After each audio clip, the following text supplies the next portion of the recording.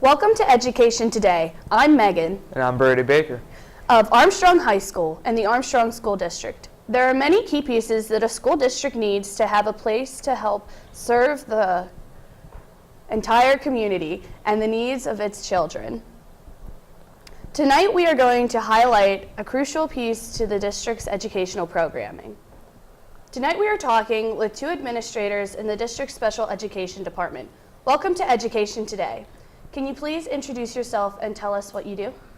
Yes, good morning. Nice to be with you guys today. My name is Matthew Pock, and I coordinate special education with my colleague, Dr. Mike Glue, and we're responsible for special education in the school district, and we work collectively with our learning support teachers, our life skills teachers, autistic support, school psychologists, occupational and physical therapists, and speech and language clinicians. Thanks for having us today. My name is Mike Glue, and along with Dr. Pock, I coordinate special education and pupil services. We have approximately 5,000 students in our school district, with a little over 1,000 students who have individualized education program plans. So we tend to divide and spread out and support all of our schools, kindergarten through 12th grade, across a wide range of disability classifications and programs like Dr. Pock described. So we also support our guidance department as well as our school nurses, and look forward to being here today. What are all the different programs included in the special education department?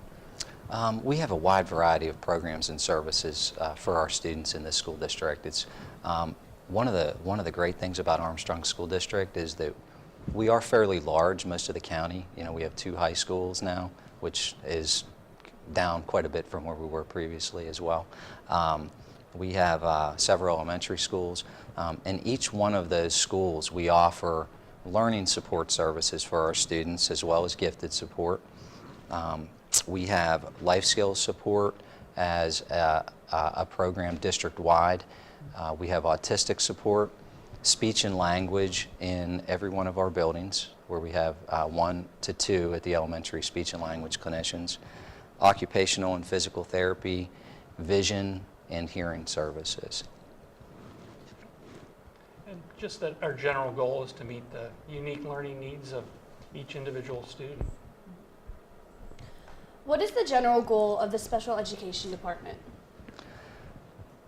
Dr. Glue just, I think, said that specifically, but it's to meet the needs of all of our kids and their unique learning abilities.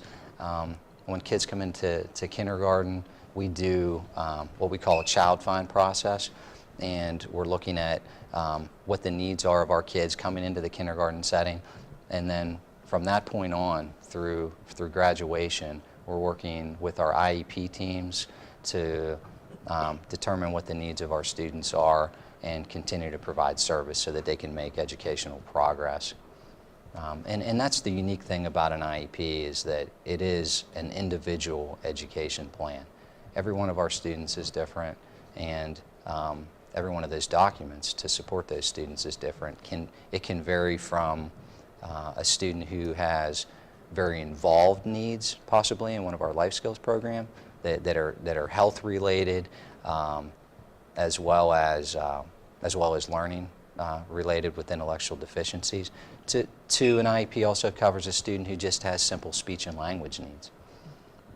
Yeah, and all that we do in special education and the special education department is governed by federal legislation known as the Individuals with Disabilities Education Act, known as IDEA.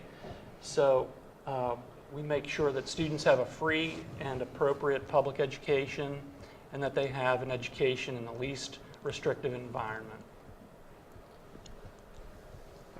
What are the difference between special education departments in each school district? We really only have one special education department, which is out of our office, central office, but each of our buildings have different unique needs, and depending on the size of the building and how many students are identified in need of special education, we do staffing accordingly every year. So at our smaller buildings, we may only have the need for 3 learning support teachers, where in a building like this, we may have a need for 17 to 18. So it really depends on, and is driven by student need for our staffing.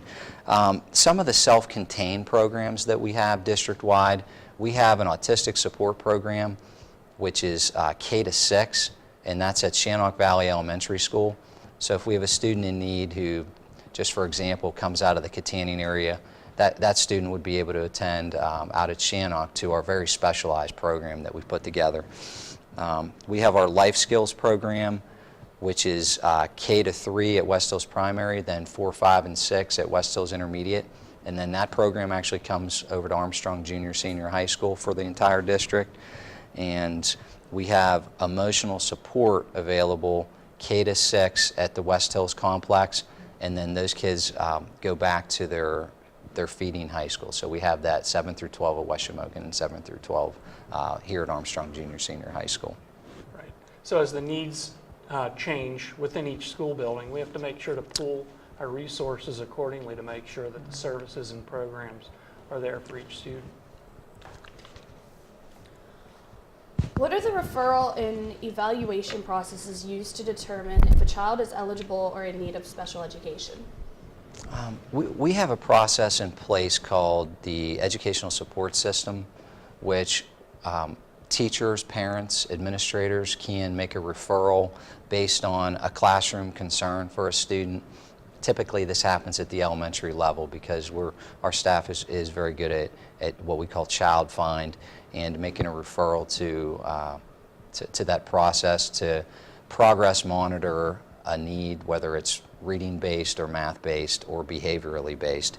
And the specific professionals are involved in that, such as the school psychologist, the teacher, the building principal.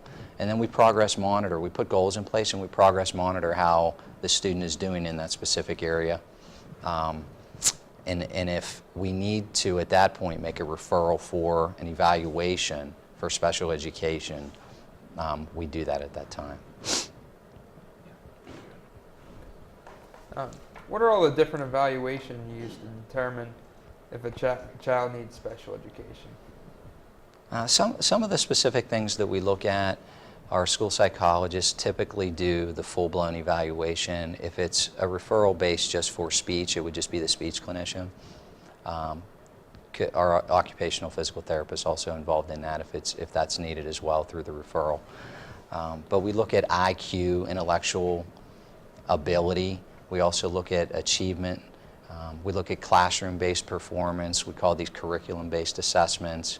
We have some normative assessments called Ames Web probes and things that we look at with students. And we also look at behavior rating scales for kids who may have emotional needs or psychological needs. And those are scales that are completed by teachers, could be completed by community agencies that are involved with that student as well as parents. And we also have fine and gross motor types of assessments that are completed to look at writing ability, visual motor integration, those types of things. What is the educational support system? I touched on that a little bit earlier and a couple questions ago, but that's our child find process where we're looking to find children who have needs. That's our goal, is to not allow for situations to occur where we later down the road are regretful that we missed servicing a student that was in need. So we're always looking, and that's the process and the vehicle for teachers, administrators, and parents to tell us that, you know, we would like to get together and start the process of looking at developing goals and interventions really in the classroom first for our students prior to getting into special education. Special education is a wonderful support, but if we can help kids in the least restrictive environment, you know, that's always our goal, and that's what that ESS process is about. It's a great collaborative process. It brings people to the table, including, like Dr. Pock said, the teacher, the parent, the administrator, and then anyone else who may be helpful depending on the problem. So it's a really good problem-solving team to help support teachers and help students make progress. How does a child get referred to an educational support system, and who is involved in the child's ESS team? Typically, it's the teacher who makes that referral based on a student in their class who may be struggling. Also, parents are a great referral to that process because they know in most situations their kid's the best. And if they're struggling at home with certain concepts or homework, we'll often get referrals from parents. And typically it's both of us. It's both the teacher and the parent saying, hey, we need to take a further look at this. It's like Dr. Glue said, it is a very collaborative team type of process. And we also have had situations where our administrators make referrals as well. What is the role of a parent in an ESS team, and what contributions can a parent make? Parents are critical in the process because they can carry over the academic supports that we're putting in place in school, in the home. So just for example, if a student were struggling at the elementary level with flashcard drill and practice, that type of thing, and we put in place in school where that student's going to be working with a peer on their flashcards, and we're doing that, say 10 minutes, 15 minutes as an intervention every day in the morning, then those parents, just by being involved and understanding, we want to get them caught up with this, they would carry that over at home. So it is critical, and like I said before, parents know their child best.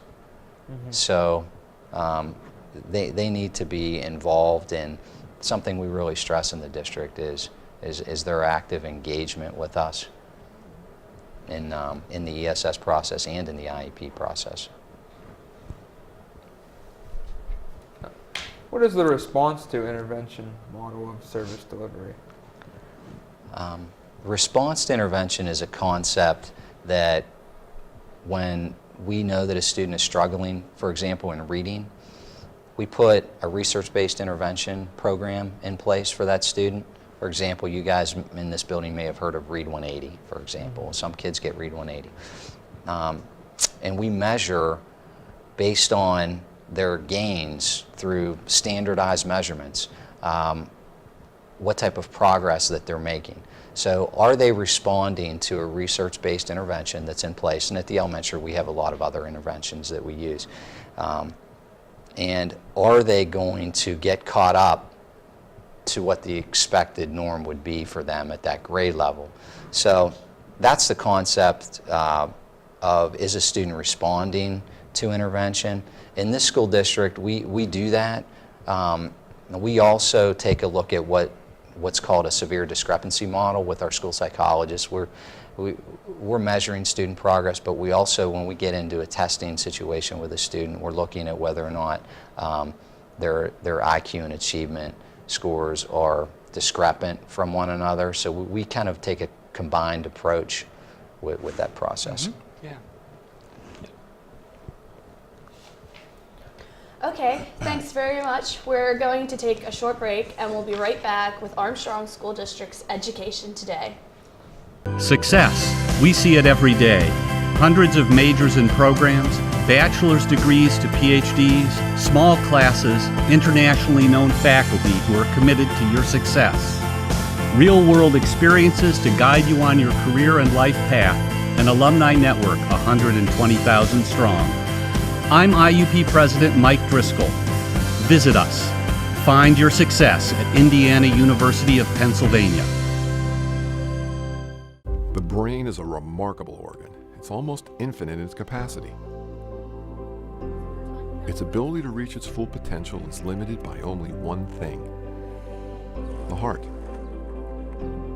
For if the heart isn't fully engaged in what you're doing, if you have no drive, no passion, the brain will simply go through the motions. Find your success at Indiana University of Pennsylvania. We're back with Armstrong School District's Education Today. Tonight we are talking about Armstrong School District's Special Education Department with Dr. Glue and Dr. Pock. What is an individual education program, or an IEP? Well, an individualized education program plan, or an IEP, is just that. It's a very specific program written to meet the needs of a single student based on their own needs and strengths. The IEP includes a good snapshot and summary of their instructional levels in all aspects of learning, so in reading, math, and it also goes on to list goals that are specific to each student as well as appropriate interventions for them. What is included in that? In an IEP. Basically, it's an extremely comprehensive document. The first part of the IEP takes a look at special considerations for the student. So we're looking at why are we writing this document? Basically, is the student blind or visually impaired? Are there speech and language needs?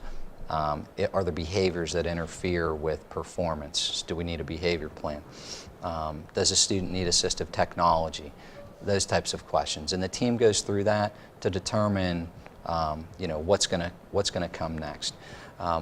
After that, we have what are called present educational levels, which is a snapshot of the student's academic performance in the classroom. So the teachers report that information back to the IEP roster teacher, the special education teacher, and all that's included. We have standard scores that are in there. You can include PSSAs, Keystone information, all that type of thing. We write goals and objectives for our students that we progress monitor.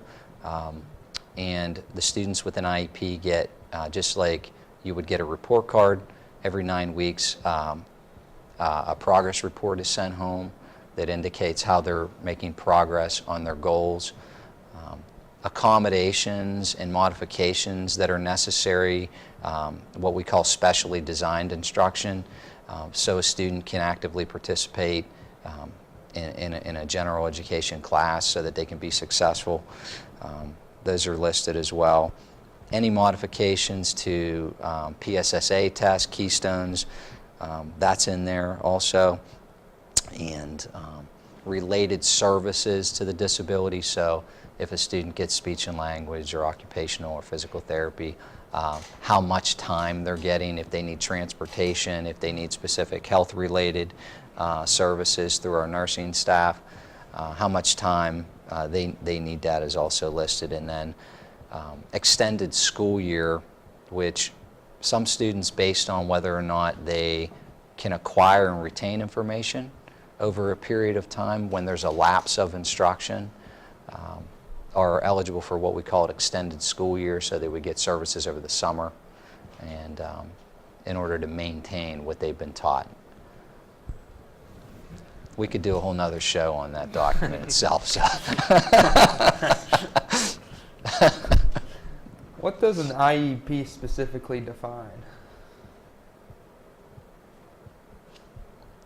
What does it specifically define? Yeah. I think I hit most of that in that last question. I think overall, just a student's learning needs. It defines as a starting point for instruction and interventions for each student, and then just overall details the specially designed instruction necessary for them to be successful. Does everyone receiving a special education also have an IEP? They do. Every student or child that is identified receives an IEP, and that follows them. And it is a fluid document that changes based on what their needs are. So when they're identified, if a student is identified, just for example, in first grade, that document's going to look very different in third grade. And it's based on and driven on what the needs are of that student once they are identified. How often does a child meet with their IEP team, and what is discussed? Minimally, that team is required to meet once a year. So there's an annual date on the IEP, and the special education teacher who's assigned a particular number of students schedules those meetings with the parents every year, and they review that document, review the IEP, they update it, and oftentimes our teams meet more regularly than that, just depending on what the needs of the student are, or parent requests and so on. But we do meet oftentimes more than once. We've already discussed some of the other programs of the special education department. But how does a child meet the requirements of a gifted program? Gifted assessment is the process in general is very similar to what we had described for being identified for learning support or special education. We do what's called a multi-criterion screening assessment with our kids for gifted. So if a referral is made by a teacher to have that screening completed, we start to collect data and information, curriculum-based assessments, achievement probes, Ames Web probes. We do an IQ screener, and we collect scales, parent scales. We call them Chuska scales, looking at rates of acquisition and retention. And if we feel that a student meets that criteria to go on for a thorough evaluation by our school psychologist, we call the parents and we ask for their permission to do that, and we have to get written permission to start that process to see if they're eligible for gifted services. What should parents or guardians do if they believe their child is eligible for any form of special education? If they feel that they're eligible for special education or gifted, like I said earlier, really we value parent input and we want to make sure that we're meeting the needs of our students. So please contact the child's teacher and or the building administrator, the principal, to share your concern is what we tell our parents, and we will start our educational support system process minimally. If they would like to skip that process, we typically like to get the team together for a discussion and have everybody together collectively. But we oftentimes will go straight to an evaluation as well. What should parents or guardians do if they believe their child is eligible for any form of special education?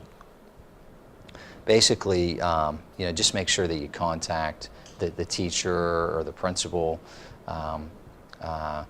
and so we can get that ball rolling and get the team together, the building.